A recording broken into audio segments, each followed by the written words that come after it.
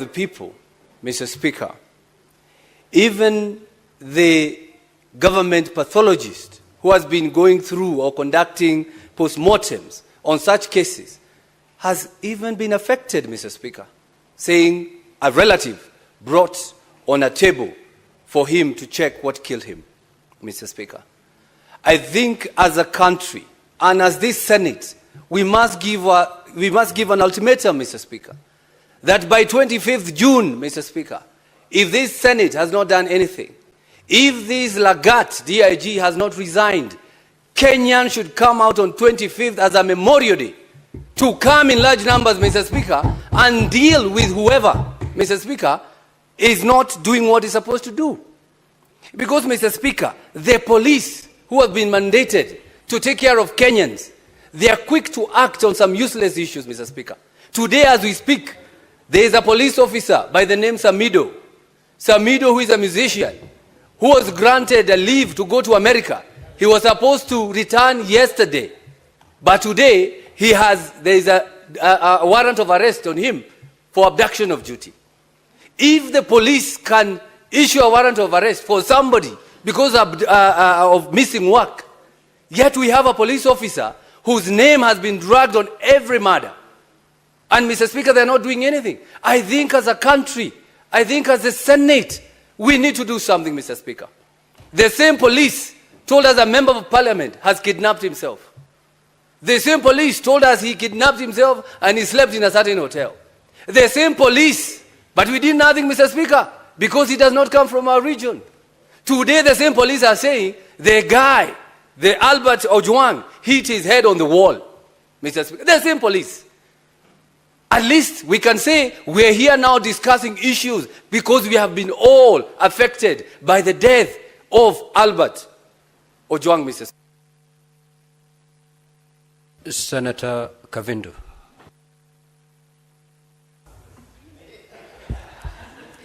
Asante Bwana Spika kwa kunipa fursa hii niweze nami kutia sauti yangu kwa hili jambo ambalo Bwana linahuzunisha sana zaidi. Na kwanza niwape wazazi wa huyu kijana pole zangu. Bwana Spika, kila mzazi utarajia kuzikwa na mtoto wake. Hakuna mzazi hata mmoja utarajia kuzika mtoto. Na hii Bwana Spika inaleta uchungu sana kuona watoto wetu wanauawa kama ndege. Mwaka moja ikifika tarehe 25 mwezi huu, tutakuwa tumefikisha mwaka tukikumbuka jinsi wetu walipouawa. Bwana Spika, nilikuwa kwa hili bunge na nilitoka pale nje tukatembea tukaenda kule Bunge Towers. Bwana Spika, experience ya 3 hours Bunge Towers ilikuwa kama mwaka mzima. Kila nikisikia bunduki nalia tu, nilikuwa nasikia tumbo yangu inatoka. Maana mimi ni mama. Na hiyo bunduki ilikuwa inapiga mtoto. Sasa tunaongelea mtoto ambaye ameuawa na watu ambao wanastahili kuwa wanalinda kila mwananchi katika hili taifa. Kama tutauliwa kule, tunastahili kukimbilia usalama. Basi tutapata usalama wapi Kenya hii? Ni kuonyesha taifa letu limeanguka kabisa. Na mimi naita president wa hili taifa, Bwana William Samuel Ruto, tafadhali simama kama president. Na sasa hivi kama si jana uongee kuhusu huyu kijana. Na wale ambao wamesababisha watendewe kile wanastahili kutendewa. Kwa sababu hatutanyamaza watoto wetu wakiendelea kuuawa. Sasa wakikufa wote tutabakia na nini kama taifa? Vijana ndio wenye nguvu, ndio wanaweza kuendelesha taifa. Tukizidi kuwaua ni wapi tutapata wengine wa kuendelesha taifa hili? Mimi nasema hivi, kama mtu yoyote amefanya makosa, kuna koti, apeleko kotini ahukumiwe. Kama ni kufungwa afungwe. Kama hakuna hatia aachiliwe. Lakini kuuawa, hii jambo ninakashifu kabisa, kwa sababu hakuna haki ya mtu kupoteza uhai wake bila sababu yoyote. na niyo mtoto peke yake ya wazazi wake. Hawa wazazi labda hata umri wao hawaruhusu tena kuwa na mtoto. Watapata mtoto wapi? Hata kama watalipa fidhia, hiyo fidhia watalipwa hailinganishwi na huyo mtoto. Na tunaomba haki itendeke hata kwa jinsi walipokufa kwenye taifa hili. Senator AC Okenyuri. Asante sana Bwana Spika kwa kunipa nafasi hii. Kwanza ningependa kutoa pole zangu kwa familia ya marehemu Albert Ojang. Ni kisa ambacho kimenisikitisha mno Bwana Spika. Bwana Spika, sisi kama vijana tumeondoka nyumbani kwenye umaskini kuja mijini ili kujitafutia.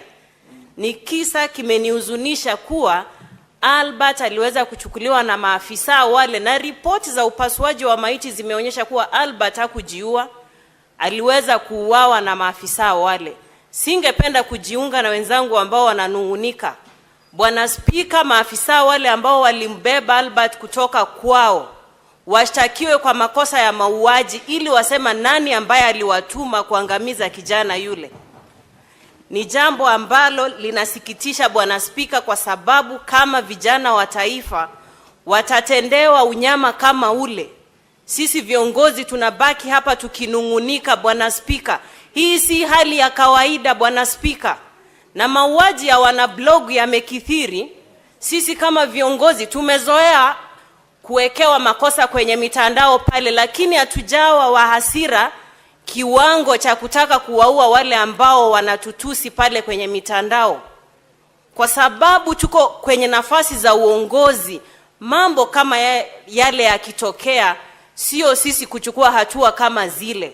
Kwa hivyo Bwana Spika, maafisa wale ambao walimchukua kijana huyu Albert kutoka nyumbani akiwa salama washtakiwe kwa makosa ya mauaji ili waweze kuambia bunge hili na taifa kiini kikuu cha wao na ni nani ambaye aliwatuma kumwangamiza kijana huyu. Roho yake isilale pema peponi Bwana Spika, iweze kuwasumbua ambao wamefanya mambo hayo katika taifa hili. Asante sana. Senator Omtata. Mr. Speaker, sir, to begin with, I just want to read Article 238 of the Constitution, Clause 1. It reads, national security is the protection against internal and external threats to Kenya's territorial integrity and sovereignty, its people, their rights, freedoms, property, peace, stability, and prosperity, and other national interests. Clause 2A says national security is subject to the authority of this Constitution and Parliament. Parliament has the power to investigate this crime. And we have gotten to a point whereby we should form a parliamentary committee of inquiry to be guided by the inquiry. And that committee should get to the ground and call witnesses and unearth this problem. If you look at the Commission of Inquiries Act, it's another guide. If we can ask the President to form the committee, if he can't, Parliament can constitute itself into a committee. When J.M. Kariuki died, Parliament constituted a committee of inquiry, and there's a tradition in this House that we have been able to inquire matters like this. So given the weight of this matter, my submission is that Parliament should investigate this matter. The police have nothing to investigate. Yes, please. Senator Omtata, would you wish to be informed by the Senator for Migori? Yes. You may proceed, Senator Eddy. Mr. Speaker, my brother Senator Omtata has called for the formation of I'm very emotional, Mr. Speaker, you'll forgive me. He has called for a commission of inquiry on the death of a young man when it is a matter of public understanding that there is somebody who has been alleged to have reported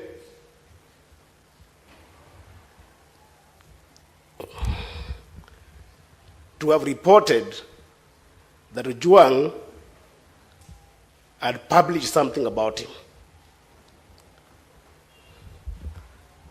How does the justice system work, Mr. Speaker? How does it work?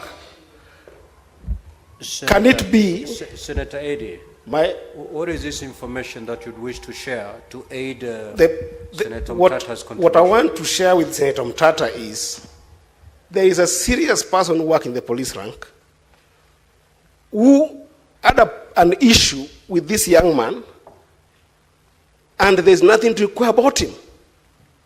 At the very least, let the young people in Kenya see that at least this person is behind bars, or at least has written a statement for which can form a basis for any kind of inquiry. There is nothing to inquire about a DIG who had an issue with this young person, Mr. Speaker. What is there to inquire? Senator, and is the one who sent for him, Mr. Speaker. What is there to inquire? Senator Eddy, I've given you some latitude because we wanted to know, to understand the information you wanted to volunteer. Nevertheless, Senator Mtata, if that is helpful, you may proceed. Well, it is helpful to the extent that you have not seen the tweet. Personally, I have not seen the tweet that has been referred to, or the insulting statement that is alleged. I have not seen it. Naturally, this thing would have been floating around. So it looks like if there was one, there's a very heavy cover-up that we are not able to leave it to the ordinary law enforcement mechanisms to get to the root of this matter. That's why I would like people like Senator Sifuna here, Senator Mandago, and people, and the bull of Nandi, Senator Cherargei, to sit on this issue and try to bring closure to this. We had Gen Zs killed in this country. It's close to a year today. No stone has been turned. And if it has been turned, what was seen under that stone has not been told to us. That's what I'm saying, as the ultimate house. And that's why I read this constitution. 258 clause 2A. National security is our business. And national security includes the lives of Kenyans. A life of a Kenyan has been lost. Many lives have been lost. Nobody has been held accountable. That's why I'm saying that in this particular matter, we form a body, a committee of inquiry the way it was done when J.M. Kariuki died, and the way it was done recently when this lady was killed by the British soldiers. And we unearth the evidence we can get and force law enforcement to act. If we leave it to law enforcement, we are going to complain, daylight, sunset, and the things will go cold. Let this house take charge and get to the bottom of this matter, turn whatever stone there is to be turned, look under that stone, and tell the world what they see. That's what we need. Otherwise, we are going to end up nowhere. They are going to sanitize this thing and it's going to disappear. This was a murder. We even have information this guy was taken to Central Police Station when he was bleeding. We would like these people to have a forum where they can come and tell us what they saw without fear of being victimized. That's why I'm asking for a parliamentary commission of inquiry. Thank you, Mr. Speaker. Senator Nderitu. Asanti Bwana Spika kunipa fursa hii. Kwanza kabisa nataka kuleta risala zangu za rambirambi na watu wa Laikipia kwa familia ya Albert Omondi Ojwang. Na nimpongeze Seneta wa Migori Eddy kwa kuleta taarifa hii, kwa sababu wakati huu Bwana Spika, kwa nchi nzima kuna tanzia kwa sababu ya kumpoteza kijana barubaru. Kijana ambaye alikuwa ana maono. Bwana Spika, na hii imekuwa ni kama kawaida, kwa sababu inaonekana watu wanaongea na polisi, maafisa wa usalama wamezoea. Watu wataongea, watanyamaza. Bwana Spika, nasema hivi kwa sababu kuna taarifa ambayo tungetaka kujua kile ambacho kilimuua padre ambaye anaitwa John Maina Ndegwa wa Boyman. Vile vile taarifa kuhusu padre ambaye anaitwa Alois Cheriot Bet. Lakini Bwana Spika, ikiwa taarifa kama hizo huwezi kazipata, wanajua ya kwamba hata huyu kijana ambaye tayari tunaambiwa ya kwamba na maafisa ambao wanatuambiwa kwamba watafanya uchunguzi, Uchunguzi wao wa kwanza walisema ati katika seli Ojwang alijigongesha kwa ukuta. Bwana Spika, huyu Ojwang hakuna mahali kunasemekana alikuwa na ugonjwa wa kifafa ati alianguka. Ni wazi julikane alipokuwa akichukuliwa Homa Bay, maafisa wa usalama walihakikishia wazazi wake ya kwamba ako sawasawa na atapatikana akiwa vile vile. Bwana Spika, alitoka huko akiwa buheri wa afya, lakini ukiangalia ripoti ya upasuaji wa mwili wake inaonyeshana ya kwamba alinyongwa, na vile vile inaonekana ya kwamba alipigwa kichapo cha mbwa kuingia msikitini. Bwana Spika, hii ni aibu kwa maafisa wa usalama, kwa sababu wao ndio wamepewa jukumu kulinda mali na maisha ya wananchi. Bwana Spika, sasa inafika kiwango ya kwamba wananchi wanashindwa, wakimbilie majambazi? Hapana. Wakimbilie polisi? Hapana. Kwa sababu Bwana Spika, Inspector General wa polisi anapaswa kuitwa hapa aelezee kinaga ubaga. Naye naibu wa Inspector General wa polisi ambaye anatuhumiwa ya kwamba haya mambo yametendeka kwake, Bwana Spika, anapaswa kuwa amejiuzulu. Na si hiyo peke yake Bwana Spika, samaki anaanza kuoza kutoka kwa kichwa. Waziri wa usalama Kipchumba Murkomen anapaswa akija hapa kesho atuelezee vizuri, na akishindwa kueleza Bwana Spika, ajiuzulu, kwa sababu yeye ndio tunategemea, yeye ndio tumepatia lile jukumu akiwa kama waziri. Nataka kuwashukuru vijana wa hapa Edi, na shukuru majority leader ama kiongozi wa Senator Asige. Thank you, Speaker. In June of 2024, the streets were the crime scene during the Gen Z protests. Now young people are being executed in a new place. It seems that police stations have become the new crime scene. And I, as I proceed, want to call for the IG and his deputy, who have had far too many extrajudicial killings under their belt in just 1 year, fired with immediate effect. Mr. Speaker, because there are too many rights that have been violated through the death and the killing of Albert, 26, 28, and 29, and other articles of the Constitution. Why was Albert Ojwang arrested without a warrant or a clear explanation of the charges contrary to Article 49? Why was he transferred over 350 kilometers from Homa Bay to Nairobi instead of being processed locally? On what basis was he even detained in Nairobi? Why was his safety not guaranteed while in police custody as mandated by Section 59 of the National Police Service Act? And if the allegations of corruption that he made were worth killing him, then why isn't this precisely what we're investigating? Because only a hit dog hollers. DCI should not be seen anywhere near this investigation, Speaker.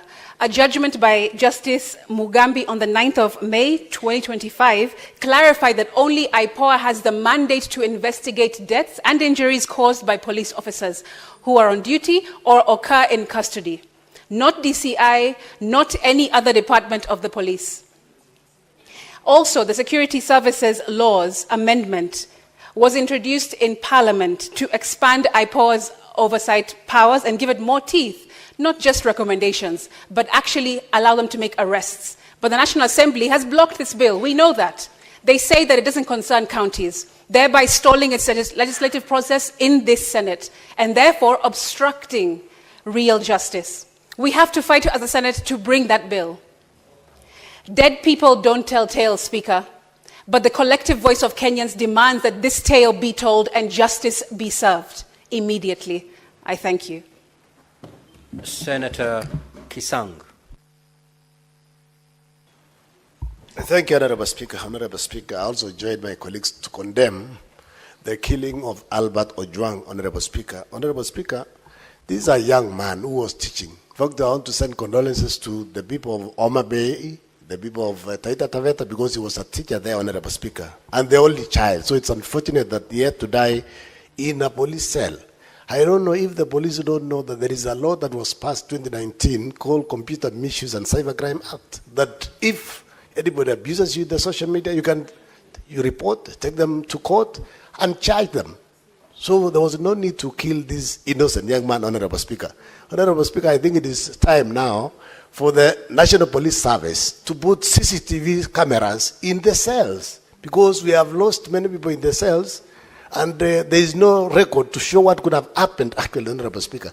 They need to put, the National Assembly need to afford some resources so that all our cells in the country, Honorable Speaker, are put CCTV cameras so that, there will be no excuse to say that somebody committed suicide. The report of autopsy is already out, Honorable Speaker, and they have said, the pathologists have said, Albert died not because of self-inflicting injuries. This was basically done by the police officers, Honorable Speaker. Honorable Speaker, it's unfortunate, and this should not happen in a democracy like Kenya, Honorable Speaker. We have a very progressive constitution, so these things should not happen at all.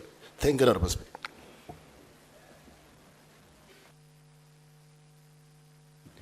Senator Dulo.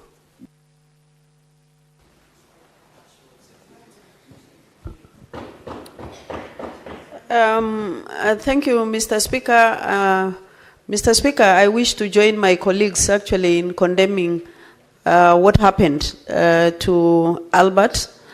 Mr. Speaker, of late there is so much insecurity issues that are happening in this country. And I think it is high time that we have taken very serious action against the happenings as far as insecurity is concerned. Mr. Speaker, I saw the father of Albert actually on media trying to explain what happened to the son. And Mr. Speaker, you can imagine Albert having ugali and sukuma under a tree, and the police officers come with a motorbike and arrest the innocent young man. Mr. Speaker, if he was guilty, and I was actually hearing the father, he was saying the wife and the child were also seated there. He didn't even finish actually eating his ugali. Mr. Speaker, we should not allow loss of life in our country. This is happening. There are gangs all over actually recruited by so many people in this country, especially the politicians, Mr. Speaker. Yesterday, when this matter came up, so many of my colleagues came to me and said that we must summon IG to come and explain this matter to us. Mr. Speaker, we managed to summon, to ask IG to come and explain on this matter this morning, 11 o'clock. But unfortunately, it didn't work out, Mr. Speaker. National Assembly has requested IG to appear before them on Thursday morning at 10 o'clock. And they have requested also Senate to appear before Senate on Thursday midday. Mr. Speaker, this is a matter that police should not investigate, because it's like they are investigating themselves.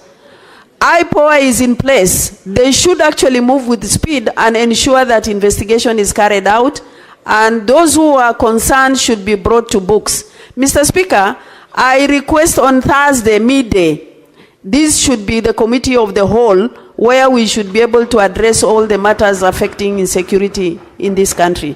I thank you, and I pass my condolences to the family of Albert, and the wife and the widow, the widow and the child. Mr. Speaker, this is a very serious matter that needs to be dealt with and put to a stop. I thank you. The Senate Majority Leader. Mr. Speaker, on behalf of the people of Kericho and on my own behalf, I join the rest of the country in passing condolences to Albert Ojang. Mr. Speaker, I've sat here wondering, beyond the things we say as legislators, what else? What happens next? The unfortunate thing, Mr. Speaker, is that we have abated this kind of crimes for too long as legislators. We want to sit here, get clips on TikTok and say, I expressed my rage. Look at the house, it's virtually empty. Because people have shared what they want to say. They have gotten theirs for the afternoon, Mr. Speaker, without a recourse.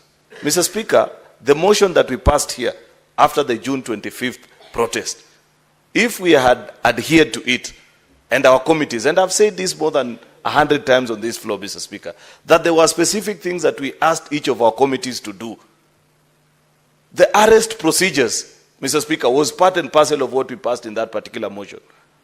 Mr. Speaker, the rights of protesters was part and parcel. If that had been addressed, Mr. Speaker, the young people of Angata Baragoi would not have been killed. If we had done the arrest procedures, Mr. Speaker, Albert Ojwang would not have been picked from Homa Bay to come here. And up to when, Mr. Speaker, do we want to be a house of lamentations? Let us be serious with our work. The people of our individual counties, Mr. Speaker, did not vote us in here to come and lament like them. We should be embarrassed.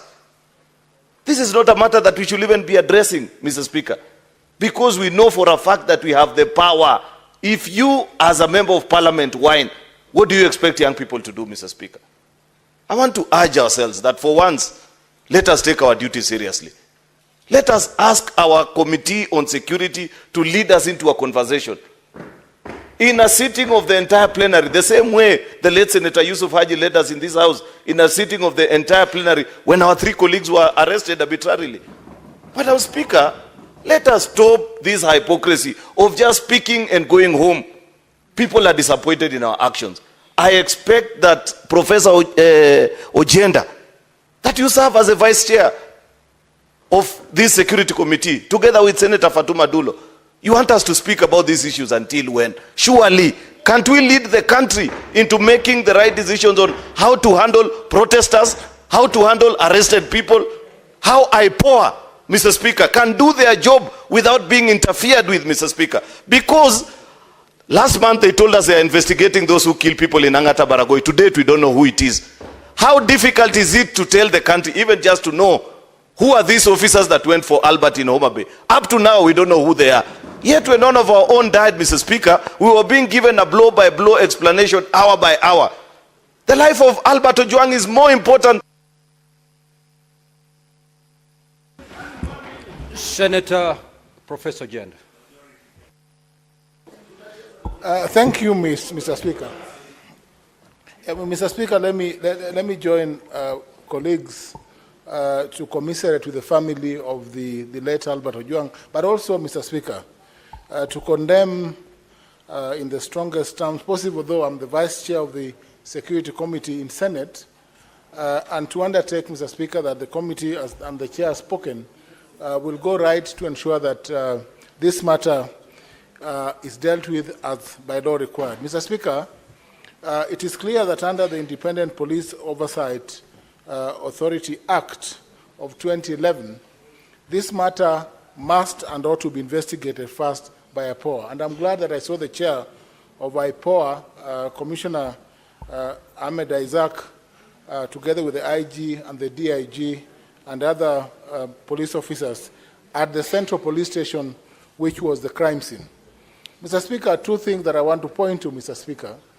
Our colleagues in this House have this afternoon spoken and made a number of suggestions. The first suggestion, Mr. Speaker, is that this matter be dealt with by the commission of inquiry and a commission of inquiry appointed under CAP, Chapter 102 of the Laws of Kenya, the Commission of Inquiries Act. Mr. Speaker, since the law clearly spells out the role of IPOA under Sections 5 and 6, this matter would be best initially investigated by IPOA. And Mr. Speaker, unlike my colleagues who have come before me, it is important that every person in this process be investigated. It is also important, Mr. Speaker, that we do not at this point in time call upon the resignation of individuals, including DIG Lagat, who had filed a complaint, but to go to the depth of the investigation and establish who was responsible, who caused the death of Albert Ojwang. Mr. Speaker, the second point is this, that it is clear, Mr. Speaker, that a murder has been committed. A murder as prescribed under Sections 204 and 207 of the Penal Code of the laws of this country, and the police officers who are culpable or who are linked to this offense, those who are in charge of Albert Ojwang right from the time of arrest, must all be arraigned in court. We want to see action in the same manner and fashion as happened in the case of the late Ngondowere, so that we have action. It is not enough, Mr. Speaker, to call upon officers to resign before they're investigated. Let us have a report that will come to us. But Senate, as we are saying, Mr. Speaker, will undertake its function under the chairmanship of the Senator Dulo, and me as Vice Chair. We will.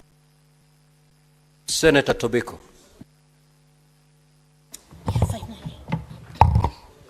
Thank you, Mr. Speaker. Mr. Speaker, I'm grateful that I got this opportunity to join my colleagues, Mr. Speaker, to mourn the loss of Albert Ojang, Mr. Speaker, and to condole with the family and the people of Homa Bay, Mr. Speaker. And, Mr. Speaker, to condole with the rest of the young Kenyans, Mr. Speaker. Mr. Speaker, let me say it is extremely sad that we are losing lives that we should not lose, Mr. Speaker. And, Mr. Speaker, the worst is when we lose a person at the police cells, Mr. Speaker, because the police cells are supposed to be a protection place until one is proven guilty or not guilty, Mr. Speaker, but they should be saved at the police station, Mr. Speaker. Mr. Speaker, we are not passing judgment on anybody, but we are asking for accountability, and someone must take responsibility for the loss of life of Mr. Albert Ojang, Mr. Speaker. And who else will do that if it's not the police, Mr. Speaker? Who else will do that if it's not the top leadership of the police?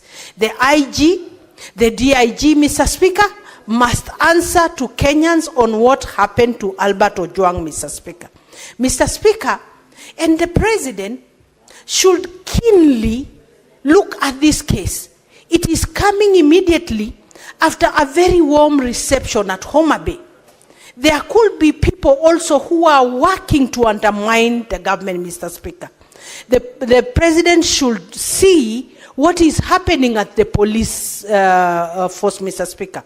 IPOA should come through for Kenyans in this case, Mr. Speaker. Because, Mr. Speaker, we are not trusting the police to investigate themselves. Mr. Speaker, it is extremely sad that even our young people have lost trust in us, Mr. Speaker, because we continue to lose them in circumstances that we should not. Imagine a situation where the parent has this one child only, and they have lost that single child, Mr. Speaker. Imagine the pain of these parents. Imagine what is the future of that family, Mr. Speaker. Mr. Speaker, Parliament should now take its rightful place, Mr. Speaker, to hold the executive accountable for what is happening in our country, Mr. Speaker. Mr. Speaker, it is sad, it is unfortunate, and we must apologize to Kenyans for letting them down, Mr. Speaker. We must now come through as an independent house that will stand for Kenyans, Mr. Speaker. Thank you, Mr. Speaker. Senator Tabitha Keroche.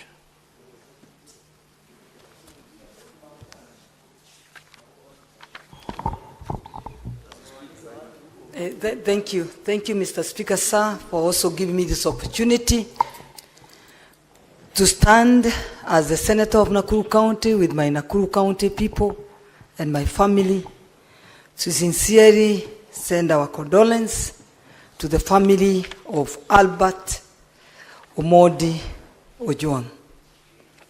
I condemn the killing of Albert Omondi Ojang.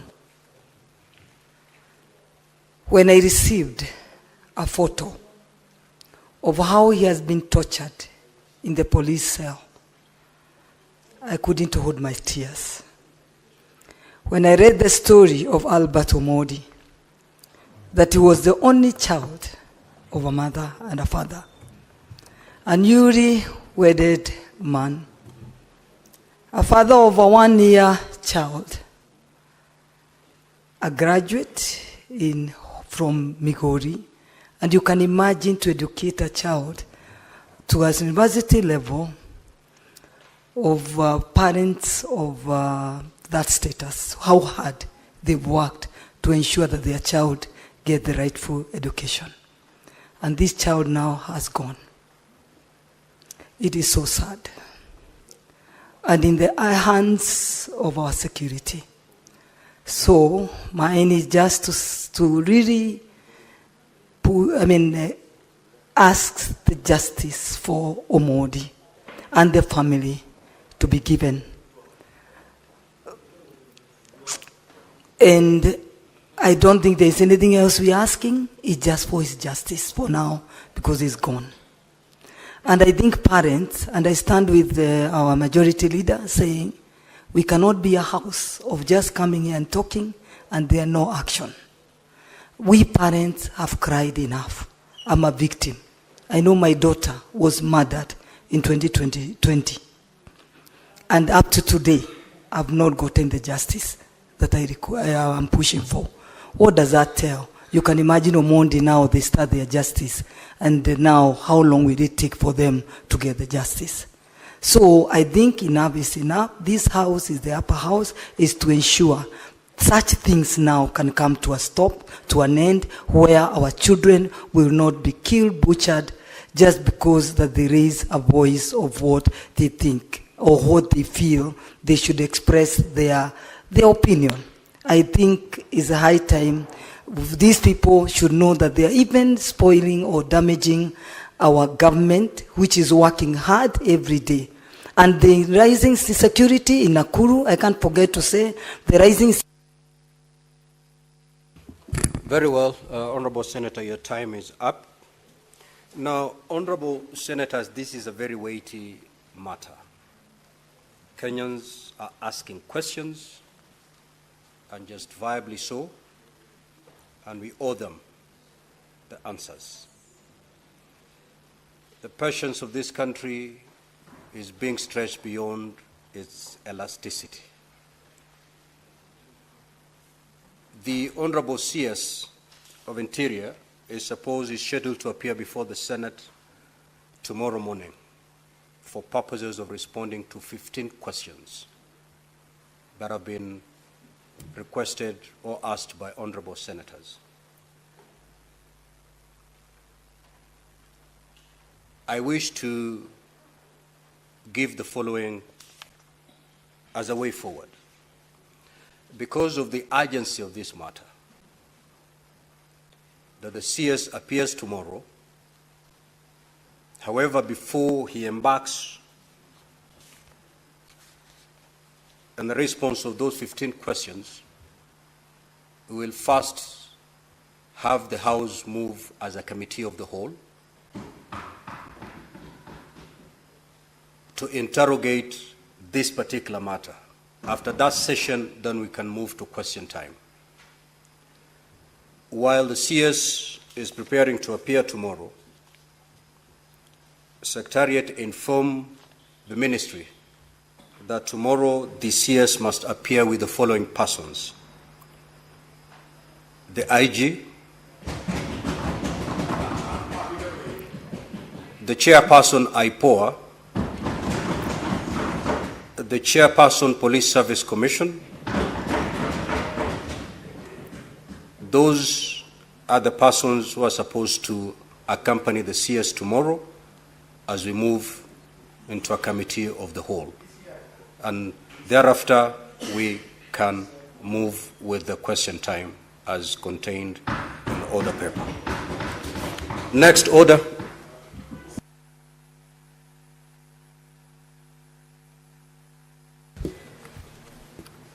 Order number 8, motion. Report of the Standing Committee on Finance and Budget on the fourth basis for allocating the share of national revenue among counties. Resumption of debate on the proposed amendments.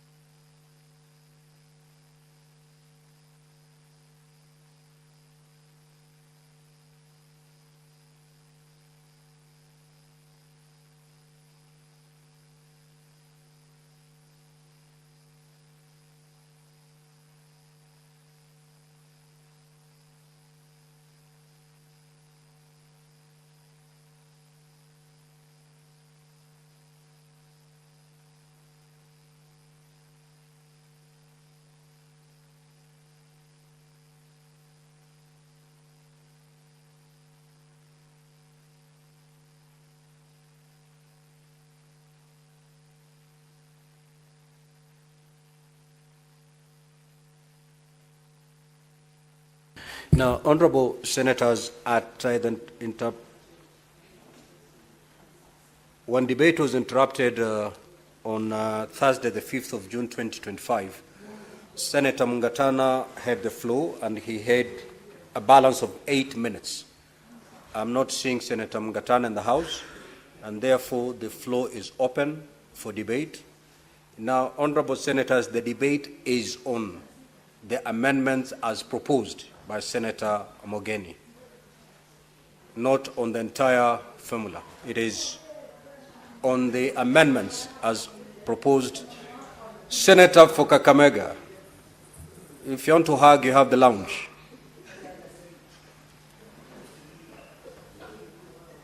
So, honorable senators, the debate that is supposed to continue is the debate on the proposed amendments by Senator Mogeni. Senator Fernandez. Thank you, Mr. Speaker. I rise to speak to the amendment by Senator Okongo Omugeni.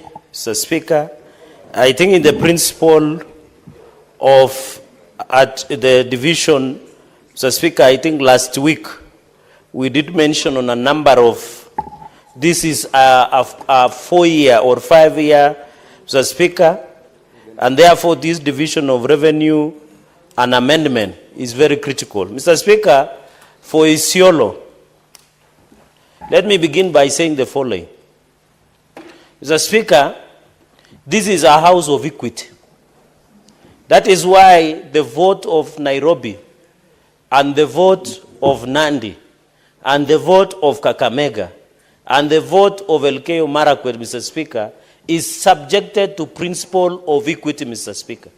This amendment that has been brought by Senator Okongo Omugeni, and I wish he would be listening, Mr. Speaker, this amendment that has been brought by Senator Okongo Omugeni on 4.46 billion to be shared to 11 counties, Mr. Speaker, Isiolo, Lamu, Elgeyo Marakwet County, among others, is in the principle of equity that we want to see, Mr. Speaker. Mr. Speaker, I wish Senator Okongo Omugeni would be listening, including Embu, Mr. Speaker. I wish the mover of the amendment should be listening. Mr. Speaker,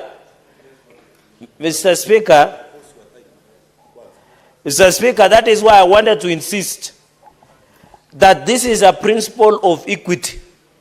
Mr. Speaker, when we were coming up with a formula, including Taita Taveta, when we were coming up with the formula, Mr. Speaker, we must ensure each and every county, 1, doesn't lose, 2, no county gains more. Mr. Speaker, I have seen a county in this simulated that some counties were gaining 2 billion, others were gaining only 200 million. 200 million to any county like Elgeyo Marakwet or Taita Taveta or Embu or Isiolo, Mr. Speaker, is not in good faith. Yes. And therefore this simulation, where at least each and every county will gain 405.6 million, will be very significant, Mr. Speaker. That is why most of these counties cannot even take or do a significant or an important development in their counties, Mr. Speaker. So even, Mr. Speaker, as we look at this simulation, we must be aware, Mr. Speaker. The other day, and I've seen the budget is being read on Thursday, budget that is worth 4 trillion, Mr. Speaker. But it is very sad that members of National Assembly rejected an increment of counties of 465 billion Kenya shillings, Mr. Speaker. That is an affront to the principle of equity and division of revenue, Mr. Speaker. I stand today on the basis of win-win for Lamu County. I stand today for the win-win for Taita Taveta County, Mr. Speaker. I stand today for support of Kirinyaga, Embu, Nyamira, Isiolo, Elgeyo, Marakwet, Mr. Speaker, because they deserve equity like all of us.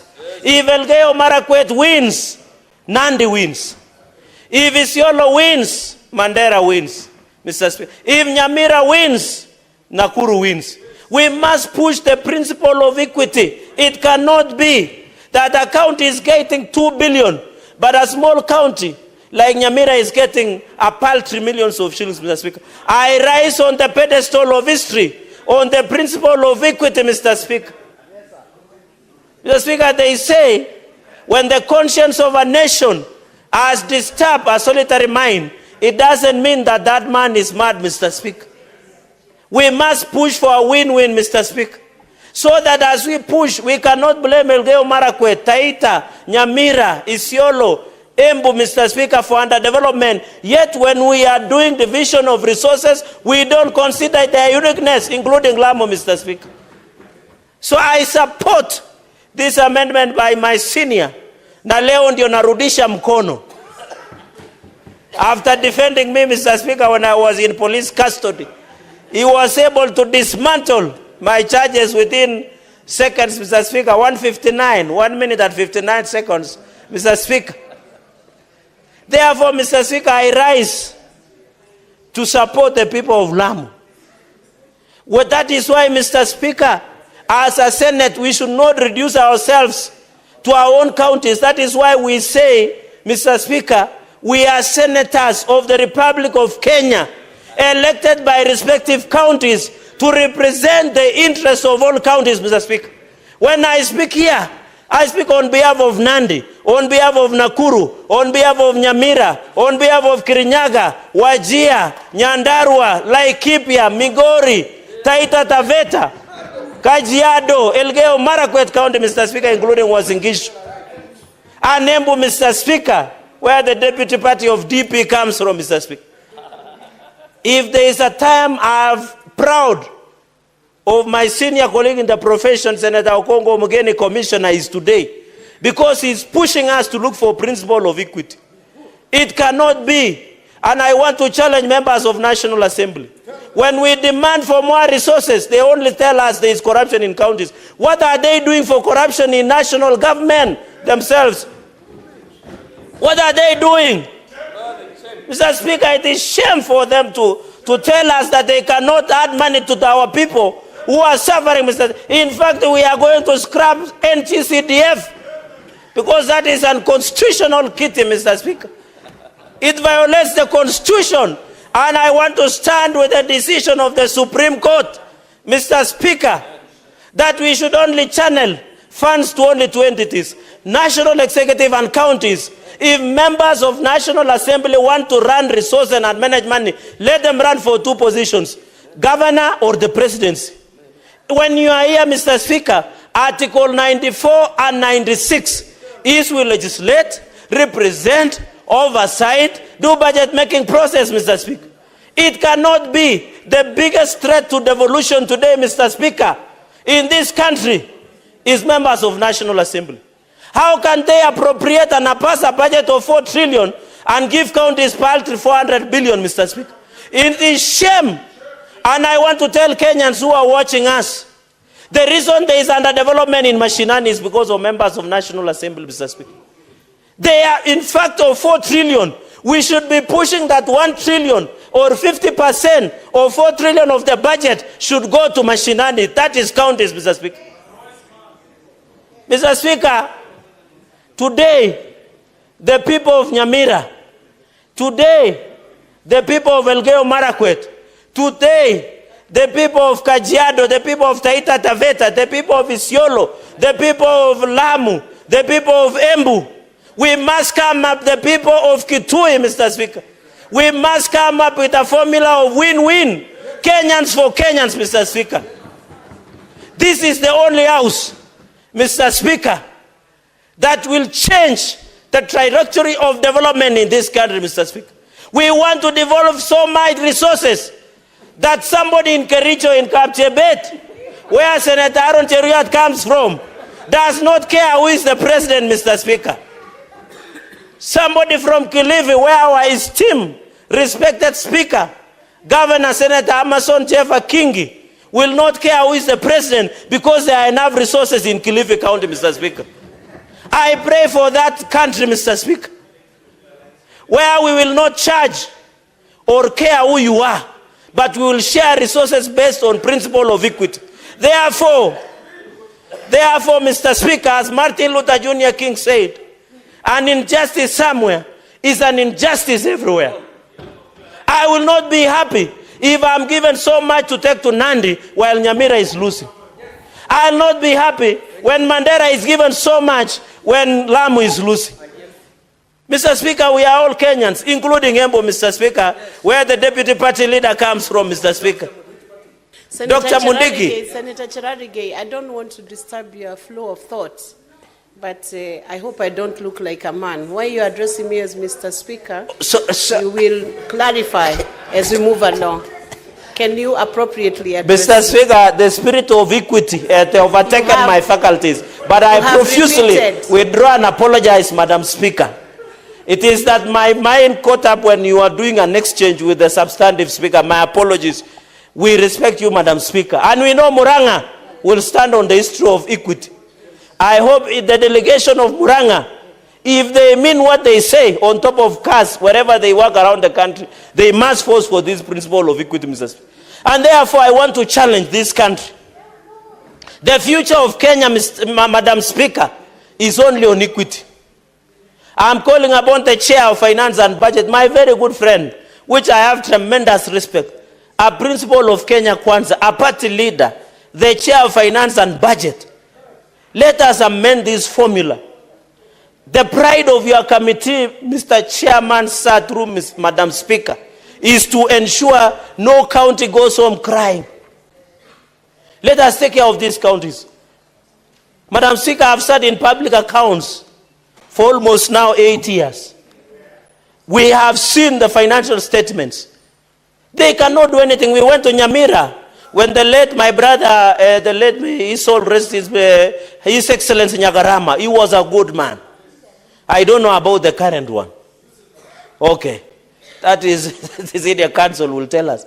And we visited, and they were only begging for it, was it 100 million to complete?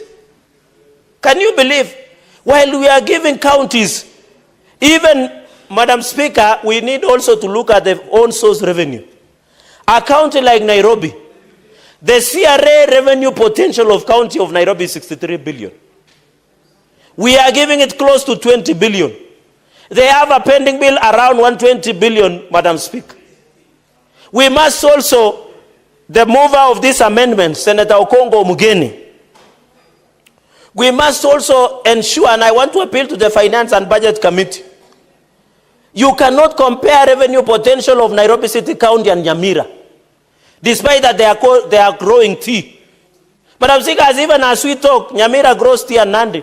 Are you aware our tea prices cumulatively per kilo has even fallen down? Now it is 19 shillings per kilo of tea. 9 shillings is being taken by Muchunaji Chai. 10 shillings remain with the farmer. Madam Speaker, so even if you discuss the own source revenue of Nyamira, it will fall down because of market of demand and supplies. Even here Nairobi, they can collect, I saw them celebrating that they have collected 12 billion, yet their revenue potential is 63 billion. What are they telling us? And they are doing a program that dish in a county.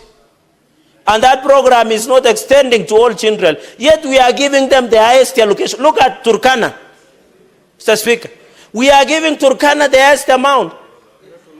But the information I have is the governor of Turkana, whenever he goes to a function, he dishes out 1,000 handouts. Yet the people of Turkana, you know, the senator of Turkana brought a statement where it is only in Turkana you get a Form 4 liver dispensing out medicine, Madam Speaker. That one does not happen even in Katanga, in Muranga County, where you come from. Yet the highest amount is we give. Let us not be selfish, Madam Speaker. This country belongs to all of us. If we want to end corruption, iniquity in this country, Madam Speaker, we must be willing to accommodate each other. The future of this nation is a united nation, Mr. Speaker, not based on tribes or families. Whether you want to call yourselves cousins or wherever, Madam Speaker, is we must look at the bigger picture.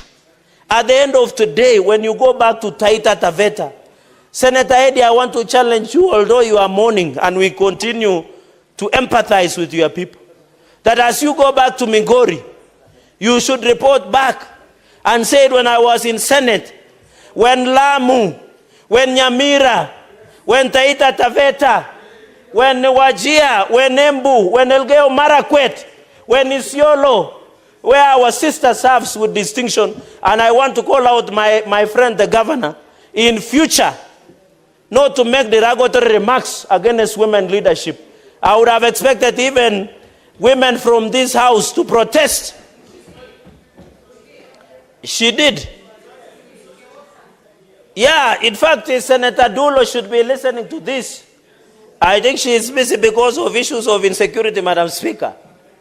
We cannot allow governors to make derogatory remarks against esteemed ranking member of the Senate, and we demand apology.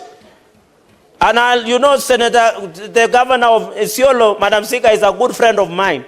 I have also expressed his displeasure. And he confirmed to me that he has withdrawn, but I want a formal apology. He has not withdrawn. Senator Cherarige, would you wish to be informed by Senator Omugeni? Yeah, today I am free to be informed by Senator because he's doing a good job. Okay. Senator Omugeni, you can proceed. I wanted to inform Senator Fonandi, who is doing very well this afternoon, that he should inform the governor of Isiolo that through this formula, the good lady, our ranking senator, is actually going toward Isiolo another 400 million through the effort of Senator Dulo. So what the governor should be doing is actually to appreciate and acknowledge the good work of Senator Fatuma Dulo, not to all abuses at our senator here, chair of security. Thank you, Senator Omugeni. Senator Cherarige, you can proceed.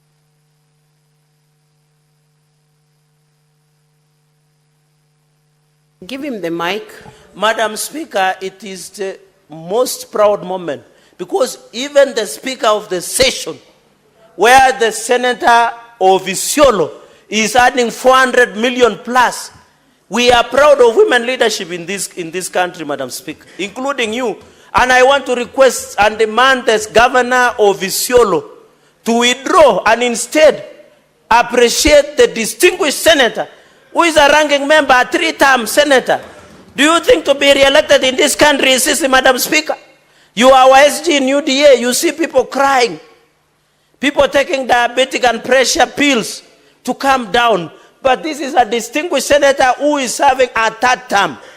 We must respect women leadership in this country, Madam Speaker. And I hope by the close of this business, after the distinguished work of the Senator Dulo, Madam Speaker, the governor must apologize and appreciate that we are adding over 405.6 million to Isiolo, among other counties, and we are giving 4.46 billion to 11 counties, Madam Speaker. In conclusion, Madam Speaker, the future of this country is in devolution. This amendment will bring justice.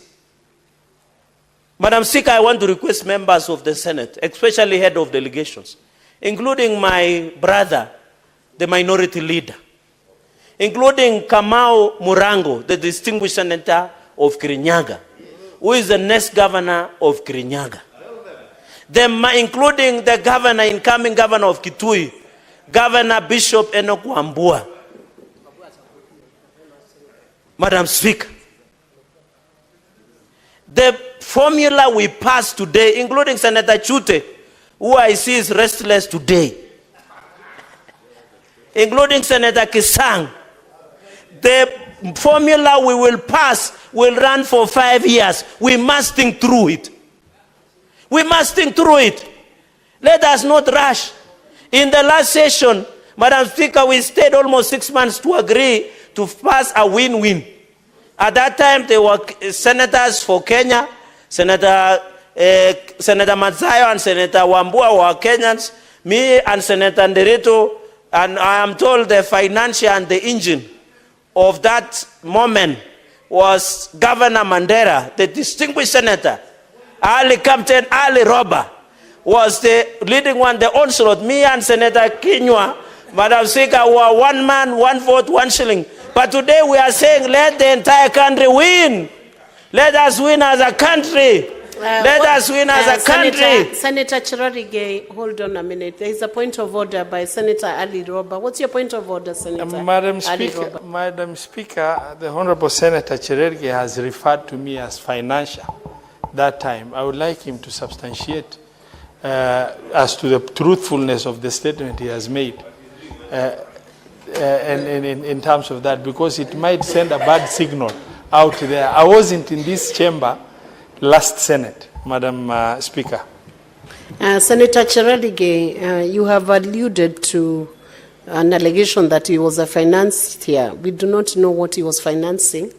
Please clarify.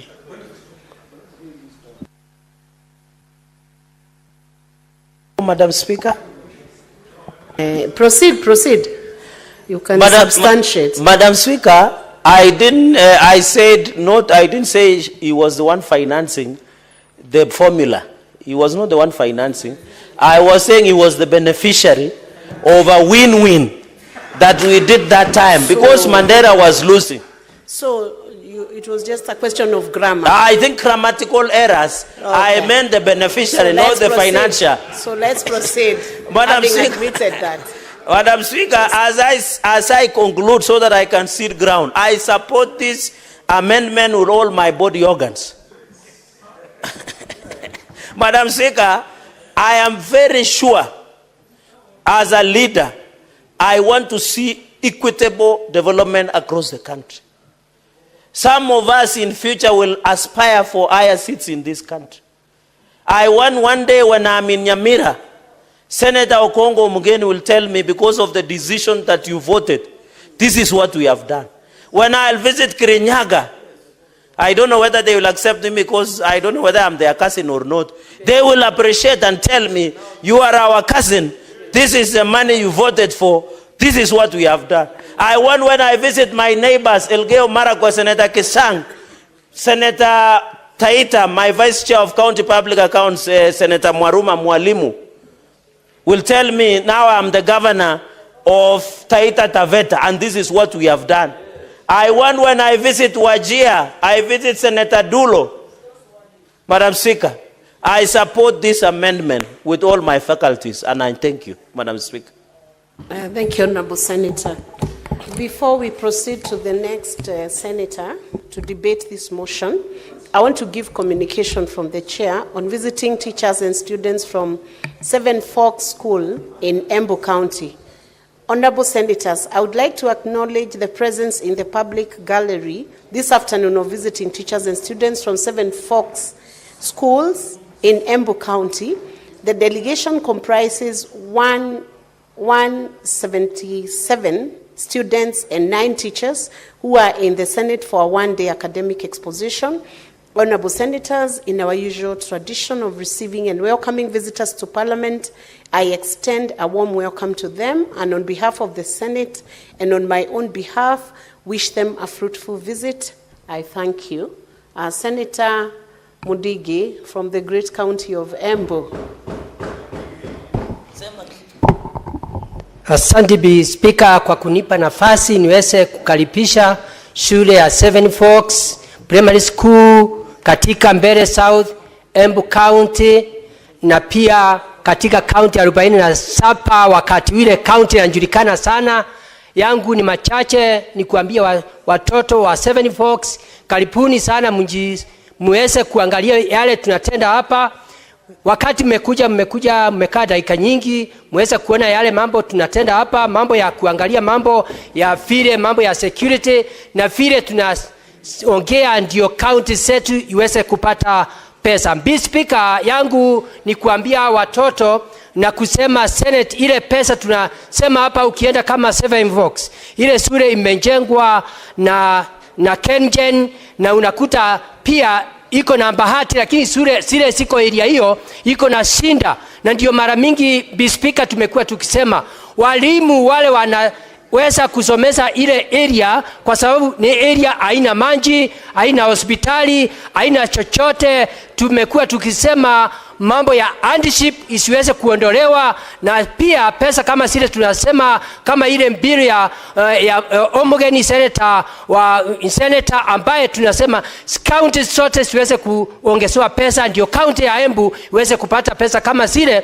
ndio kama kule, kama ni parapara, kama ni hospitali, kama ni mambo mengi ya agriculture iweze kuendelea vizuri. Kwa hivyo naweza kusema watoto wa Seven Forks hapa, mkiweza kukaa vizuri na msikize mambo ya walimu, muweze kujiepusha na mambo ya dawa ya kulevya, mambo ya pombe. Wakati mwingine miaka itakayokuja, ninyi mtakuwa maseneta, ninyi mtakuwa speaker, ninyi mtakuwa wenye wabunge, na mtakuwa kila kitu. Kwa hiyo Speaker, na wakaribisha na ni asante.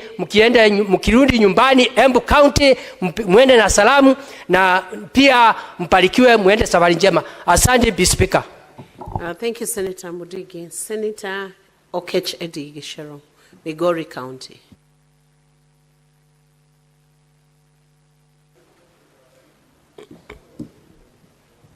Madam Speaker, I know today has been a very emotional day because as a young person, it is very hurtful to see a fellow young man succumb to not disease nor any condition of physical harm, but dying in the hands of the police. And Madam Speaker, before I just contribute here, I wanted to thank Mr. Speaker so much for the kindness he had extended and the urgency he has put on the matter of the death of Albert Ojwang by making sure that the CS, as well as the officers who are charged with our security, can be in this house tomorrow. And I wanted to urge all my colleagues, senators, that this is the time that the nation needs you most.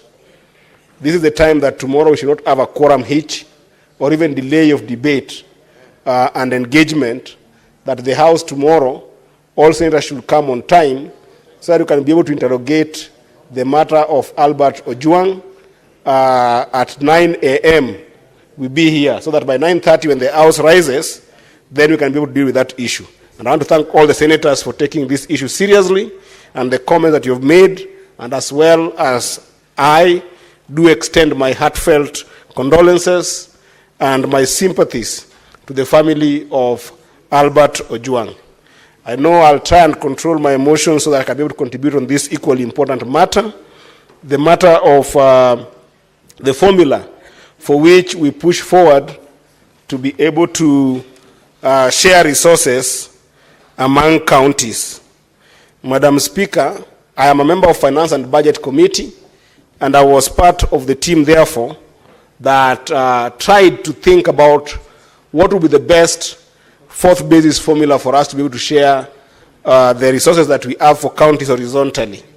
And Madam Speaker, while there were a number of suggestions by the CRA on the matter of sharing revenue, we felt very strongly that it's important that we have one parameter.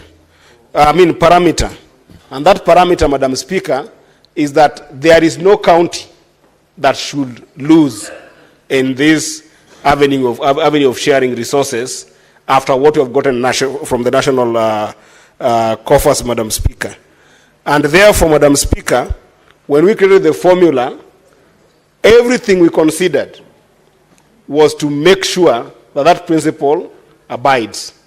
And therefore, Madam Speaker, we suggested that we come up with a baseline that will always ensure that when resources are shared in this country, or when the basis for sharing resources is considered, then no county ever loses what they have gotten. And there is a reason behind this, Madam Speaker. The reason is very simple. Counties get to commit to different projects, get to commit to different non-discretionary and discretionary budgetary requirements.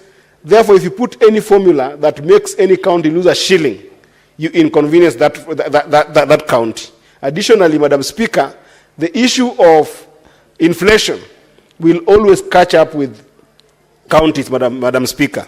For instance, if you think about the wage drift, there is a big consideration that adjusts itself by 5% in our payroll systems every year automatically. If you deny a county a shilling from what they got in the previous allocation, then you end up being injurious to their planning purposes. And therefore, Madam Speaker, the idea of the baseline of 387 is in and itself a very important one. And Madam Speaker, I therefore will dissuade any amendment that augments that baseline, that brings it to zero or any other thing.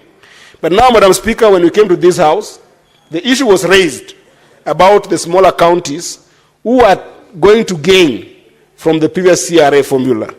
And Madam Speaker, the rationale behind these small counties not getting what I would call, adequate resources to make them run is because, Madam Speaker, these 11 counties in particular have faced a serious challenge of viability.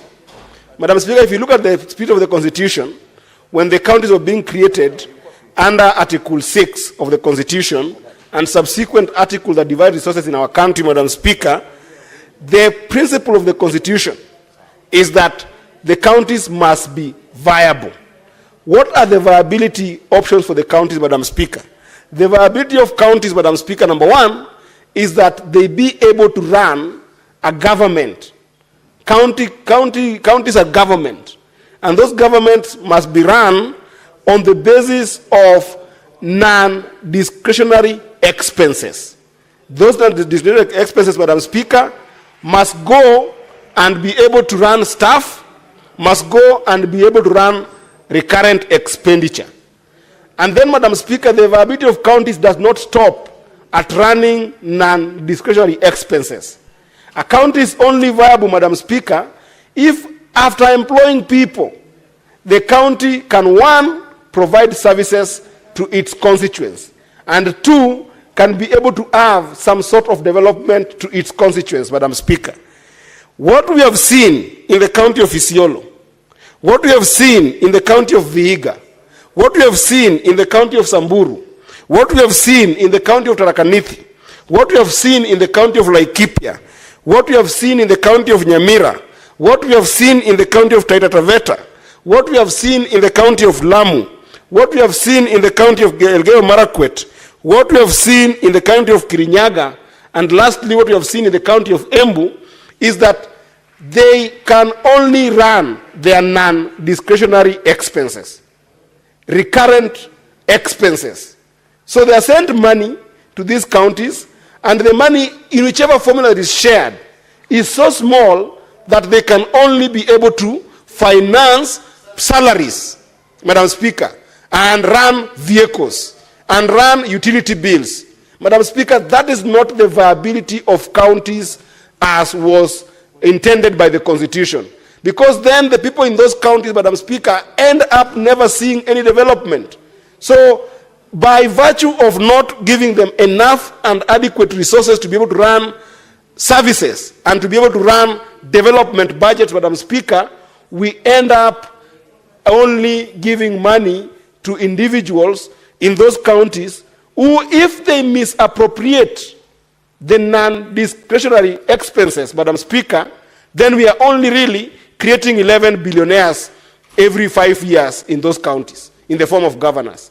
So this is a rot in the, the redistricting, or rather the formula that was used to draw the counties, Madam Speaker, by using the 1992 districts, and that rot cannot be corrected by simple element of delineation. It can be corrected by finding a formula that can be able to enable those counties get monies to run budgets for development and run budgets for services. And therefore, that is why when we got here as a finance and budget committee and listened to senators, the senators did propose that in lieu of that problem, let us seclude about 2 billion to make sure that we give these counties, and if possible, pass a law to ring-fence that money to go to development of those counties. Now, Madam Speaker, the reason for this amendment by Senator Mogeni from Nyamira is that that which is being ring-fenced of 2 billion, which every county will get an average of about 181 million, is not adequate enough to cushion development. It's not adequate enough to cushion service delivery. Now, we understand that. However, the proposal of 4.46 billion, Madam Speaker, I think might be edging it too far. Reason being, there is no scientific formula that guarantees all the county governments which part of the money they receive they put for development. So while I agree with the principle that we need to add just a little bit more money above the 2 billion, I think that 4.42 might be prohibitive to a conversation with other delegations from other counties. So for us to be magnanimous with these counties, I want a way forward. And I want to plead with the senators. First of all, the 11 senators who have brought this amendment through Senator Mogeni, and then the other colleagues from other bigger counties. Why can't we make it 3 billion?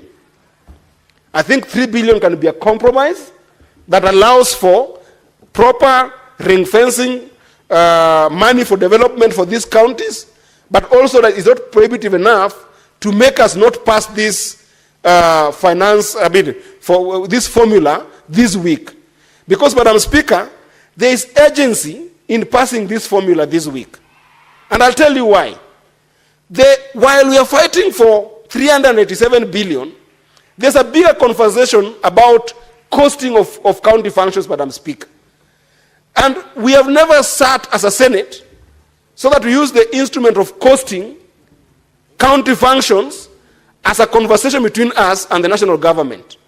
So we need to pass this formula by urgency this week, and then we retreat, prepare, come back to fight with the national government on how much must counties get. The issue of DORA is the next conversation that we must now invite all of us. And when we're going to that table of fighting for that money, Madam Speaker, we must go all of us. We must not have some senators from the 11 counties crying this other side, while the senators from the 36 counties also crying on this other side. We must move together. So I think that togetherness, let us all agree that, yes, the 2 billion is small, but 4.46 might also be on the higher side. Therefore, Madam Speaker, I want to plead with my colleagues. Let us make it 3 billion. And let us not debate it further. Let us sit down, get the 3 billion to these smaller counties, give them the power to be able to run development, reinvest that money for development, and then now we start talking about the 465 billion. That's the bigger cake. Even if we give these counties 3 billion, Madam Speaker, it will barely be enough for development in Lamu. I have passed through the places like Nyamira, Madam Speaker, when I went to visit my brother, Senator Mogeni. Things like water are still a dream to people in those areas. If you're not close to any stream of water, Madam Speaker, then women still wake up very early in the morning in Nyamira. Wake up very early in the morning in Vihiga. I visited Senator Sotsi, Madam Speaker. Wake very early in the morning in the counties of Samburu, Madam Speaker, to go and fetch water. This money won't be enough for them. Even if you were to give them 4.46 billion, Madam Speaker, that won't be enough to solve the problems in Nyamira. It won't be enough to solve the problem in Elgeyo Marakwet. It won't be enough to solve the problems in Embu, Madam Speaker. We were sent here to fight for counties to get resources adequate enough to make the devolved functions work. They cannot work at 405 billion, Madam Speaker. They can only work if we fight to make sure that counties get 465 billion, Madam Speaker. It can't be that yesterday I saw the Minister for Finance, the CS for Finance, talking very proudly about allocation of billions of money to the national government to deal with healthcare, to deal with primary healthcare, to deal with issues of water, and giving the ministry over 100 billion. Yet these counties are left here, Madam Speaker, to fight over 47 billion to deal with a devolved health function. This we cannot accept, Madam Speaker. It cannot be that the Ministry of Water, Madam Speaker, is given more money than counties combined when the entire provision of water if you look at what we call WSPs, water service providers, Madam Speaker, they are rolling in loans, Madam Speaker, without any effort by the national government to save them. Assets have not been transferred to these water service providers, Madam Speaker. They don't even have proper asset register because, Madam Speaker, the national government has not agreed, has not accepted to transfer those assets to them, Madam Speaker. The moment we allow that every year we are going to be given a budget in this house that keeps on funding devolved functions and funding them to the ministerial department and agencies, Madam Speaker, we are doing a disservice to all these devolved functions, Madam Speaker. If the National Assembly, if the National Treasury want to have a conversation with the Senate that is genuine about making sure that there is service to the people, that conversation must stop at what is the real cost of running functions in this county, Madam Speaker. What is the cost of running policy functions when it comes to health care, and cost of running referral hospitals when it comes to health care, which are the only two functions given to national government, vis-a-vis running public health issues, running our hospitals, running primary health care, Madam Speaker, running SHA. All these things must go to counties. So I want to urge you, Madam Speaker, as I support this amendment, let us quickly move to agree on a position which I have proposed to be 3 billion.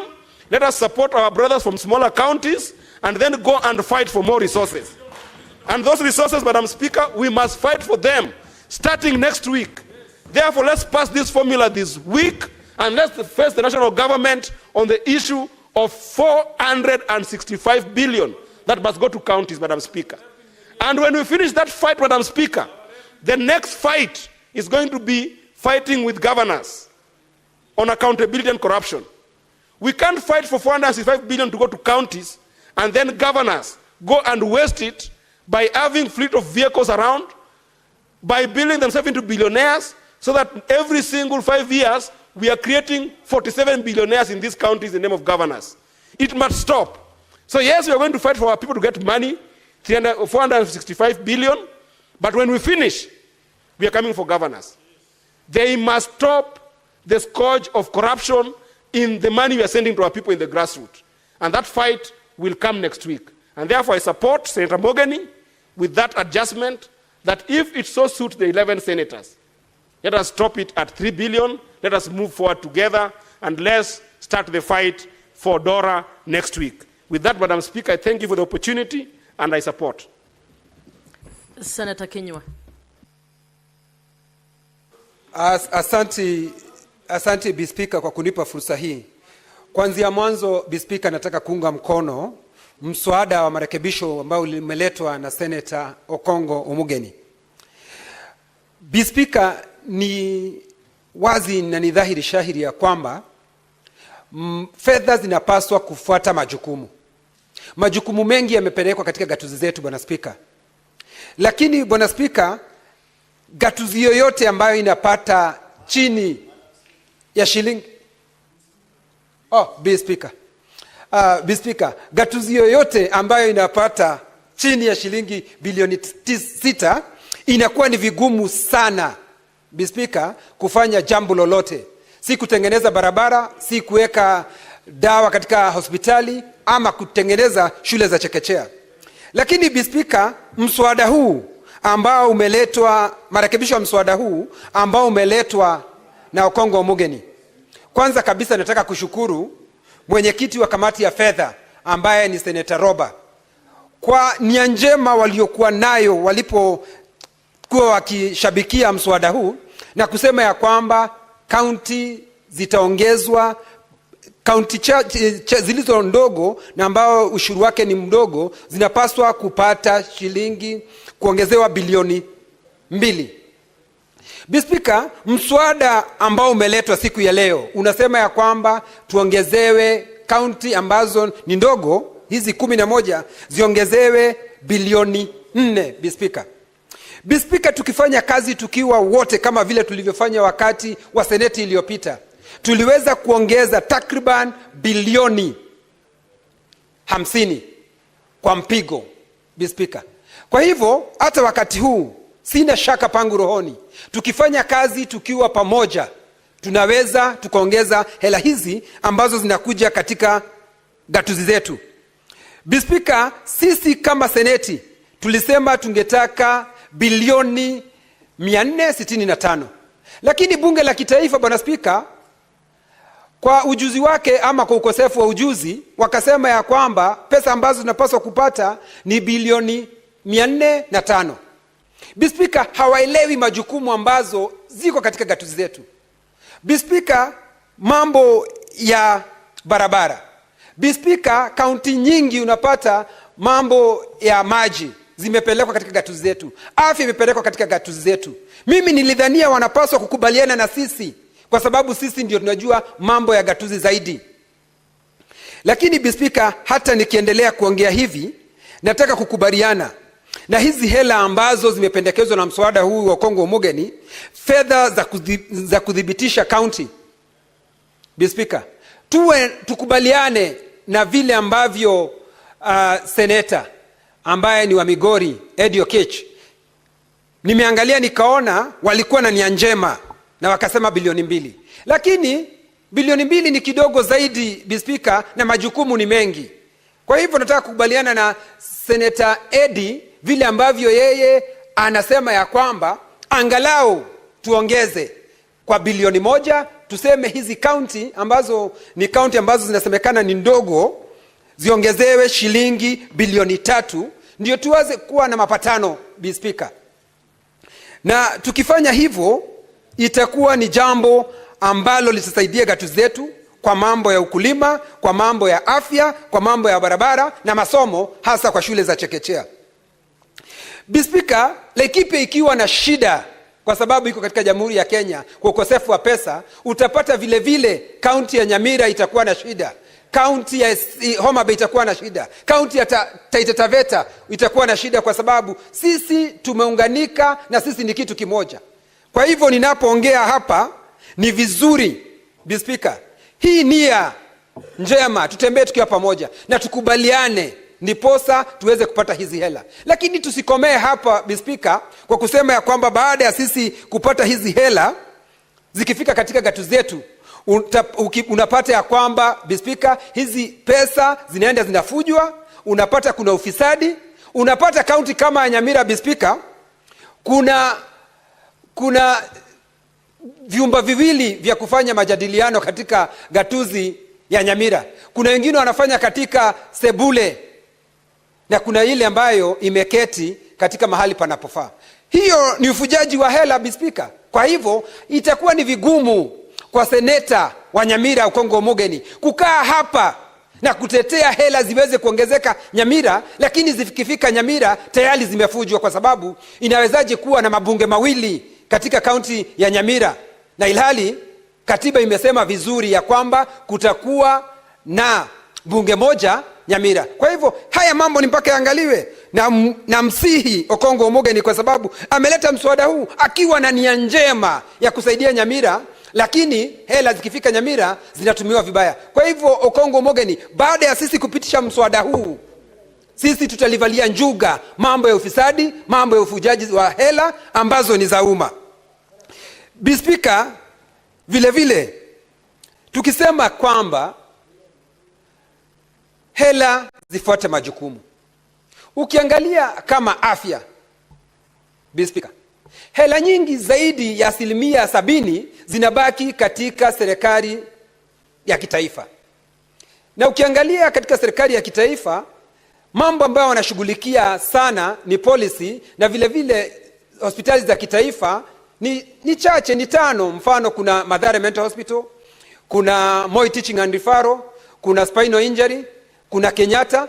Hizo tu ndio hospitali ambazo zimebaki katika serikali ya kitaifa. Kwa hivyo tukisema ya kwamba majukumu yafuatwe na hela, tunamaanisha yale majukumu tayari yamepelekwa katika gatuzi zetu.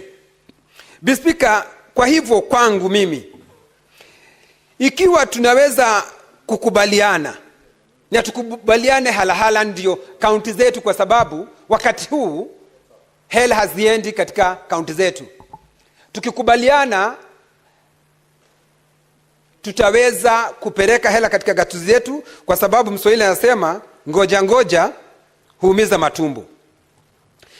Speaker, sasa tukiangalia, ningeomba kamati ambayo inaongozwa na mwenyekiti wa fedha Roba, ningependa kumsihi, lakini hela hizi ambazo tunagawana zikipita kiwango cha shilingi bilioni 415, tuweze kuongeza hela ambazo zinaenda katika hizi gatuzi ambazo zinasemekana ni ndogo, tuweze kupewa bilioni 4.6, Speaker. Kwa hivyo ninasema nini?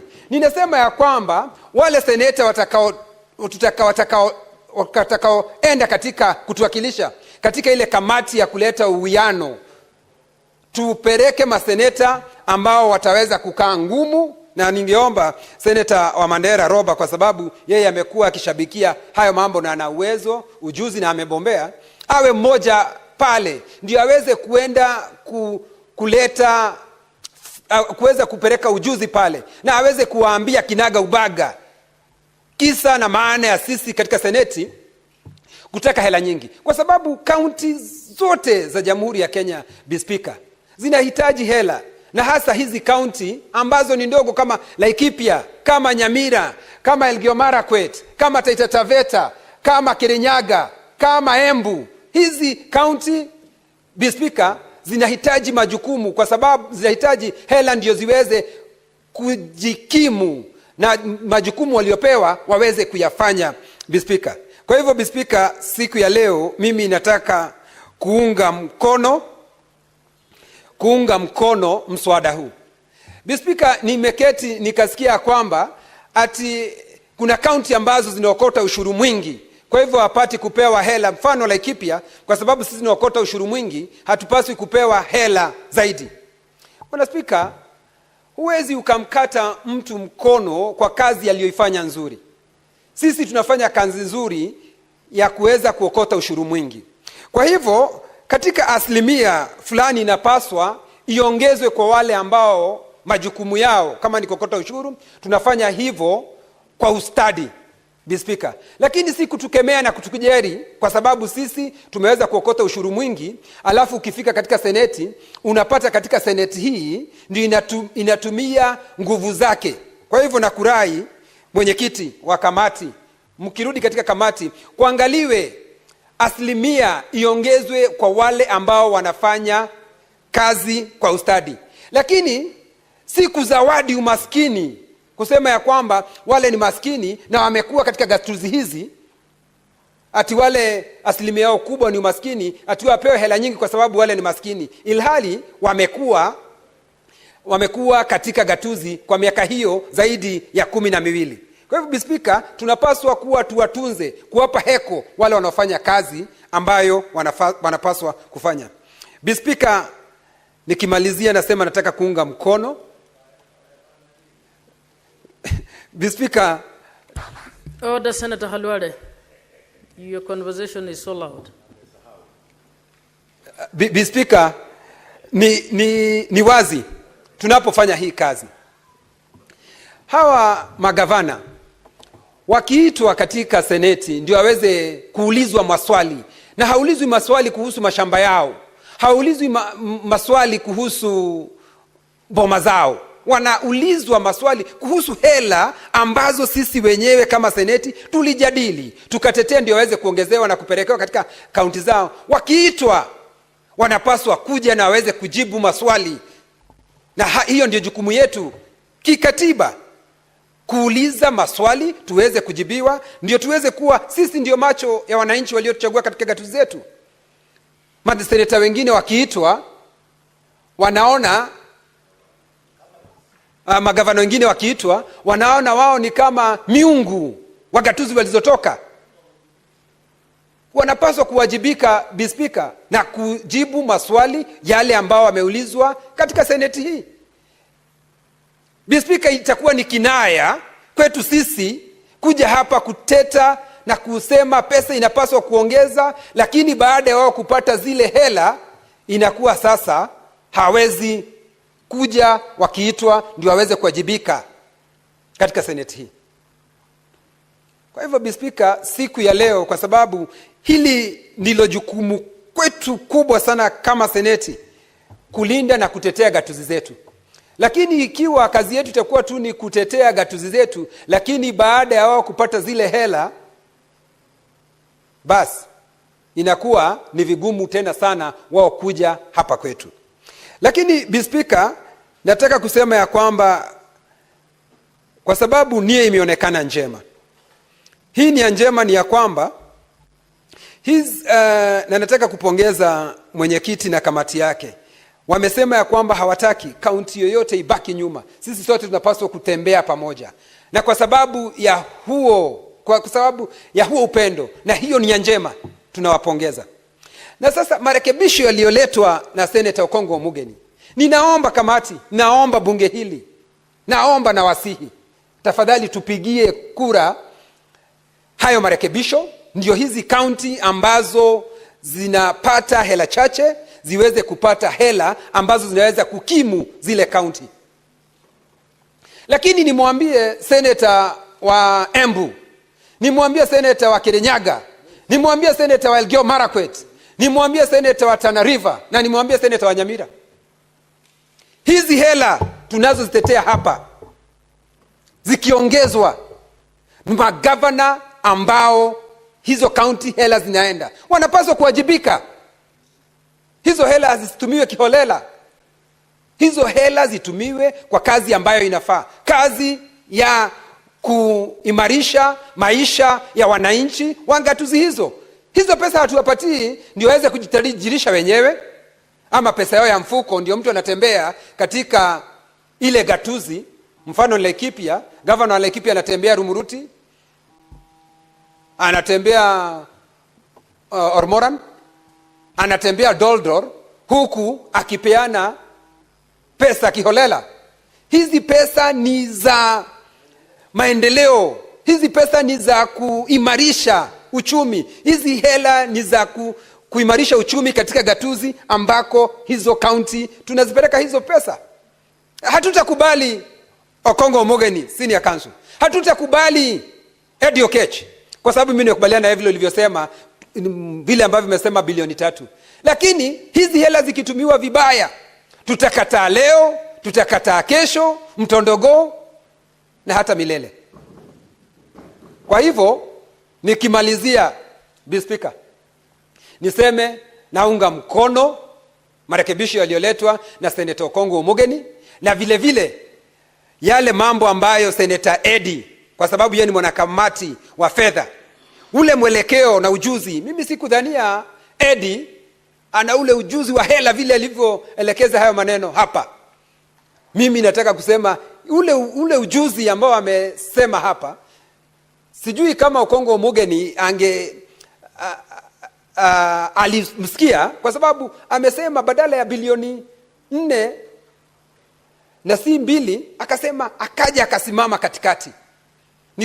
Nikaona werendi alionao.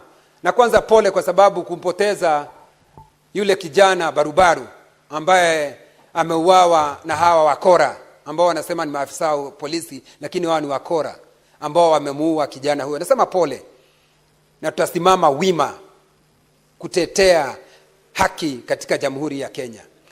Lakini tena nirudie, kwa sababu hapa ndipo nina uchungu. Hela hizi tunazopeleka katika gatuzi zetu, Bi Speaker, hizi hela tutazilinda kwa hali na mali, kwa uhai wetu na damu yetu. Kwa sababu ni uchungu, Bi Speaker, tunakaa hapa tunaongea kuhusu hela, hatimaye hizi hela zikienda katika gatuzi zetu zinaingia kwa mifuko ya watu. Okongo Omugeni, ningekuomba Okongo Omugeni, yes, I want to be informed. Proceed.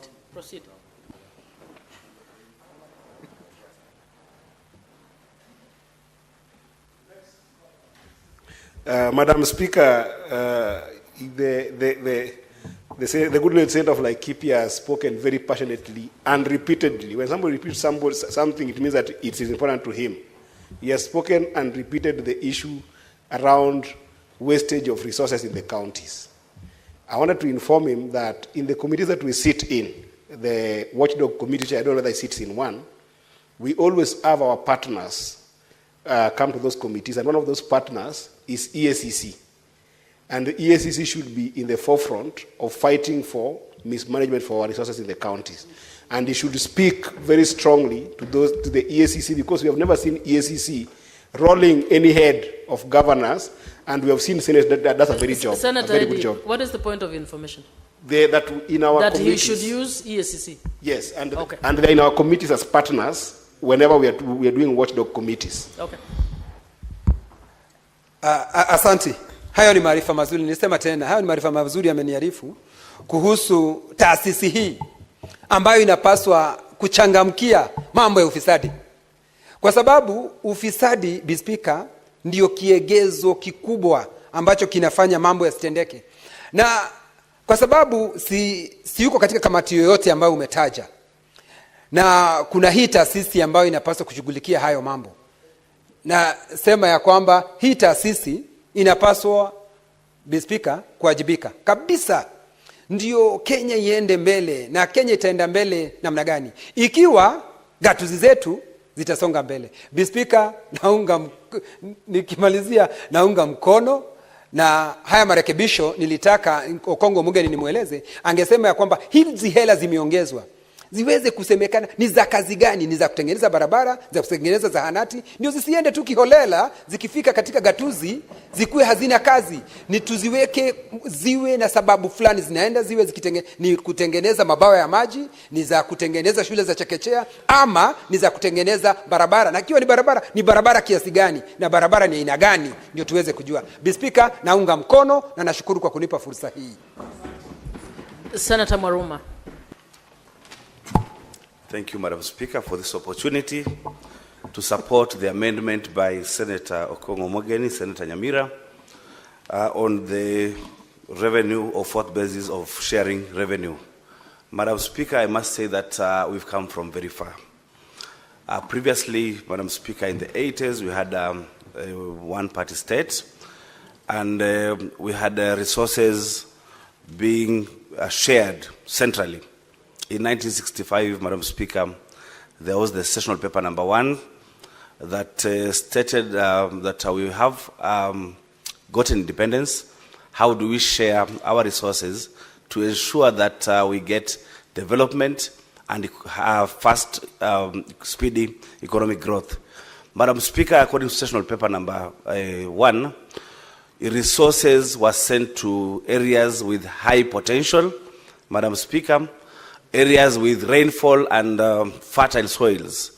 There were areas, Madam Speaker, that were left behind in terms of development, and these areas mainly were in the lower eastern coastal region and the northern frontier district, Madam Speaker, the northeastern region.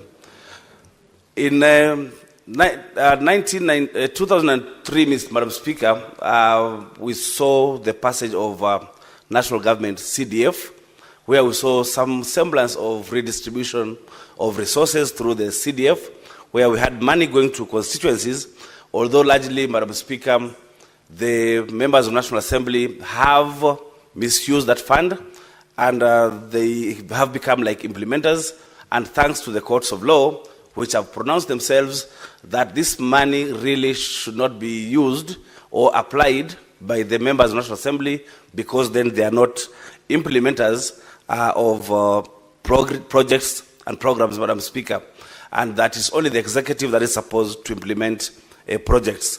Madam Speaker, the clamor for a new constitution started after the repeal of Section 2A in 1992, and in 2005, Madam Speaker, there was an attempt to change the constitution, but why that constitution did not go through was because there was no devolution. And some of us who are coming from the coastal region of Kenya, we wanted, in fact, majimbo or regionalism.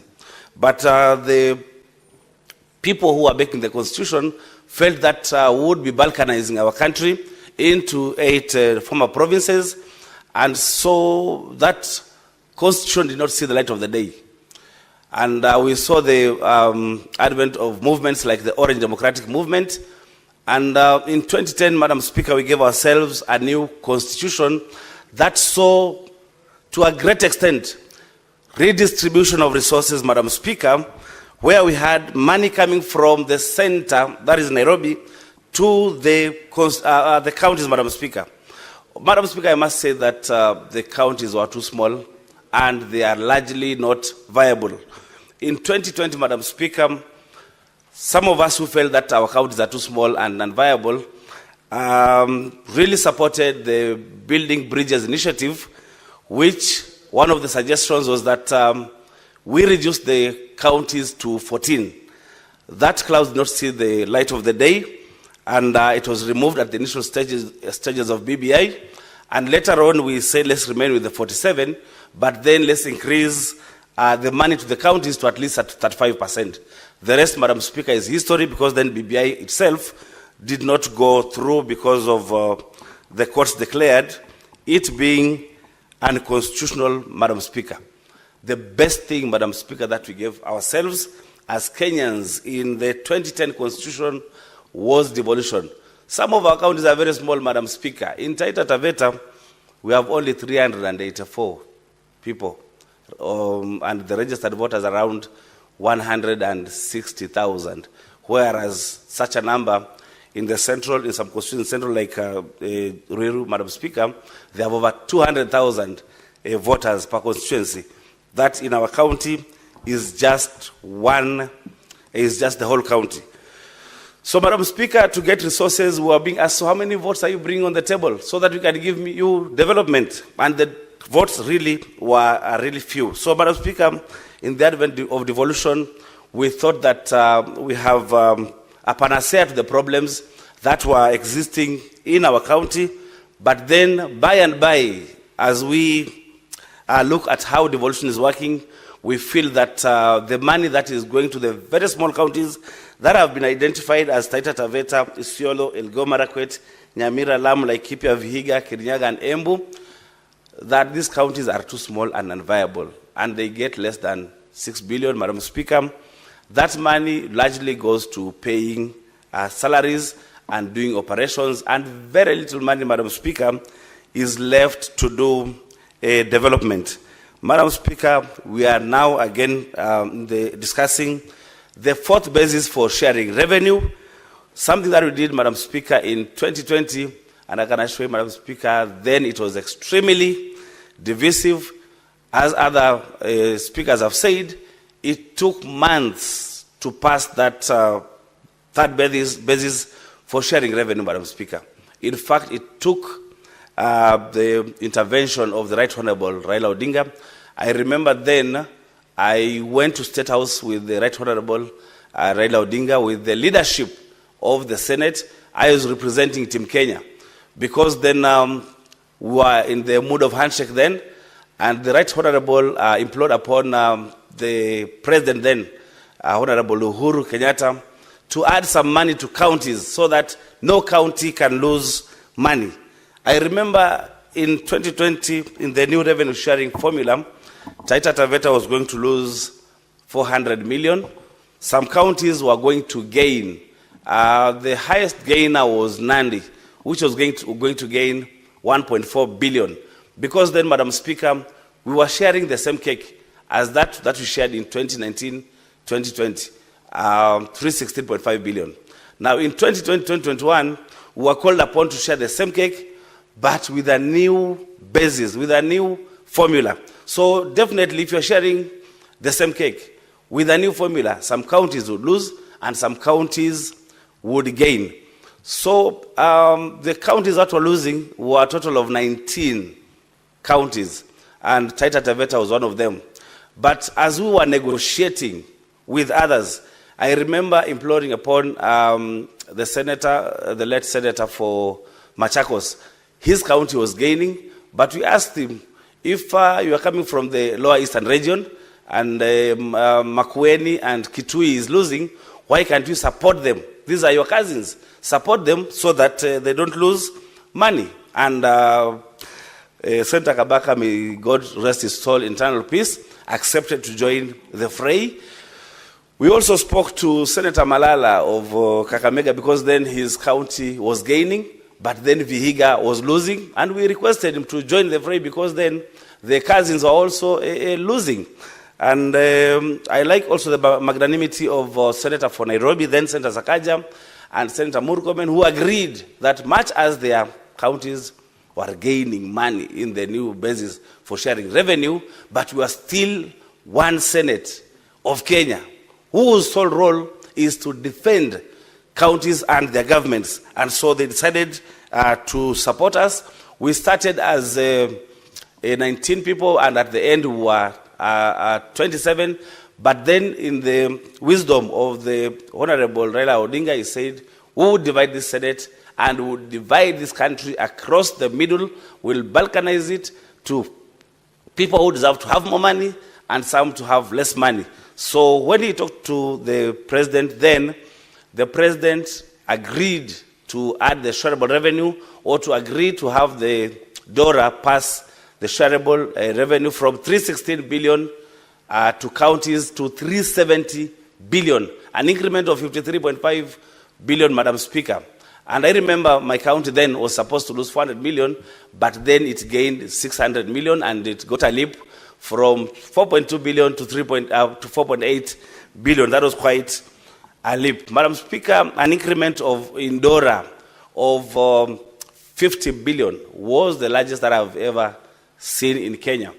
Madam Speaker, I want to say that I want to thank the Committee of Finance and Budget, led by Honorable Roba, for ensuring that the new revenue sharing formula, or the fourth basis for sharing revenue, is not going to divide us. Because previously, we could not even sleep. We could have people making calls from State House and from all over Kenya, because then they wanted us to vote. I remember my governor calling me, telling me that, don't worry, you'll not lose money this year, you lose it next year. And told him, rubbish. How can you agree we lose 400 million, yet when you lose 400 million, we are losing it for 5 years. That is 2 billion. So there's nothing like that. But I'm happy that the Committee of Finance and Budget has agreed to hold counties harmless by making sure that we share 387.5 billion to all the counties using the third basis of sharing revenue, and then the additional amount which will be determined by DORA be shared using the new basis. Madam Speaker, even when we use the new basis to share revenue, Taita Taveta will only get a leap from 5.0 billion to 5.25 billion, which is quite some little money. Through negotiation, through discussions, through seducing the members of the Finance Committee. Guys, order, let's listen. They agreed to put 2 billion. That then would ensure that the small counties, the 11 counties in question, get at least some little money on top, and that, Madam Speaker, is taking Taita Taveta at 5.3 billion.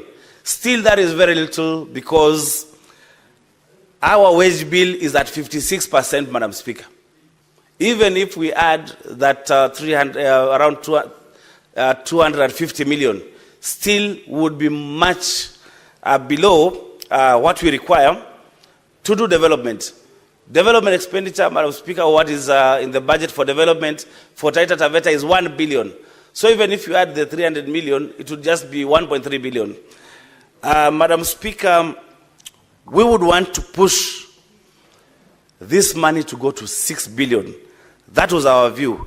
But even as we fight for 6 billion for the small counties, I'm agreeable to the discussants and the contributors who have contributed to this motion that if we add on top of the 2 billion, 2.6 billion to make it 4.6 billion, then Taita Taveta County will get 400 million on top, and that would take us to 5.7 billion, still a far cry from 6 billion, but it is much better. So, Madam Speaker, I would like to thank Senator Okongo Mogeni for bringing this motion over to amend, so that we add 2.6 billion more, because at the counties there are so many things that we want to do as governments. For example, Madam Speaker, counties need to do budgets that are predictable.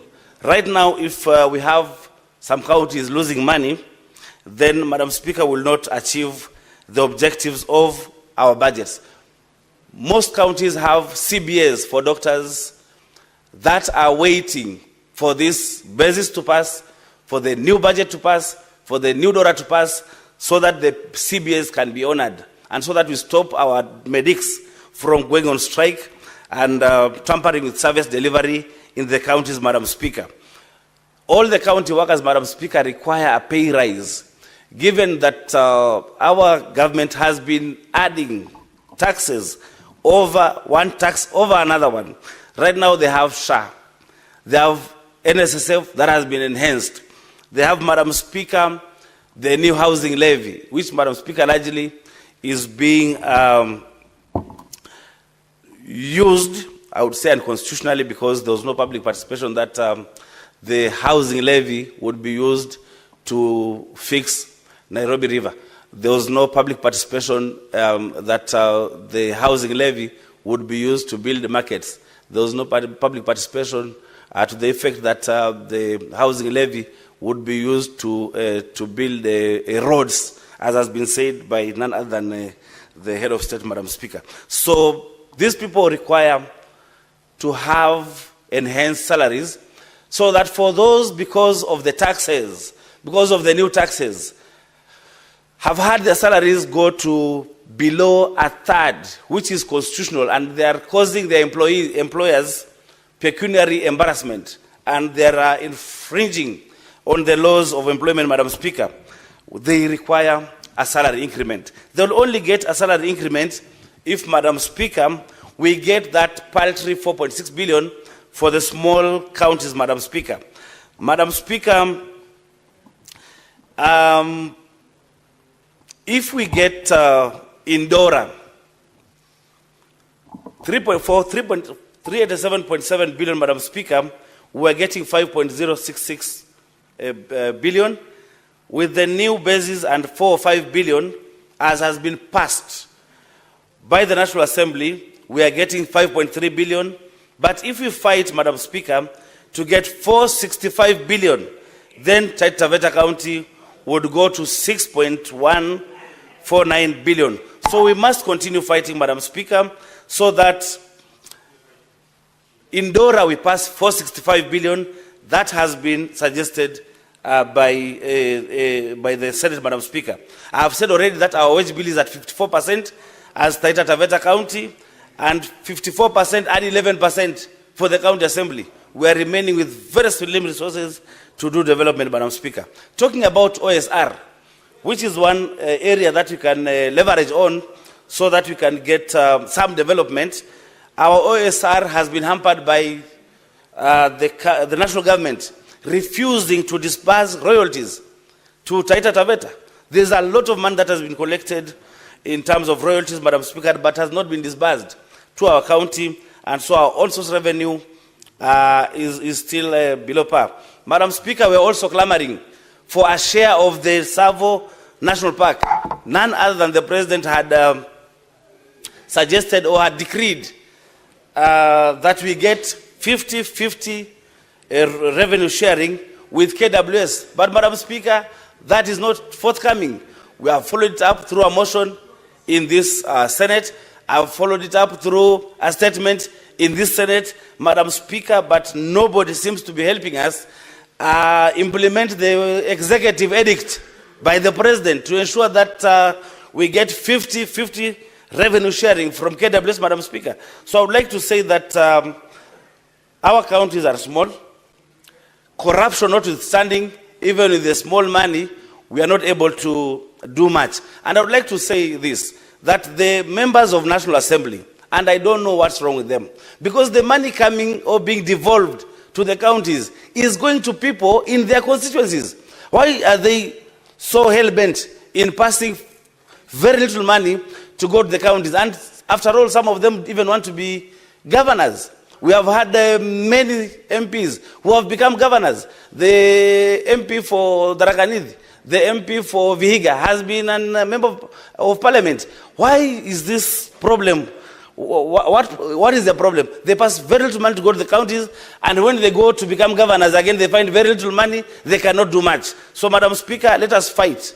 Finally, let us fight to ensure that we get 465 billion as shareable revenue to our counties. And over and above, I implore fellow senators to ensure that we get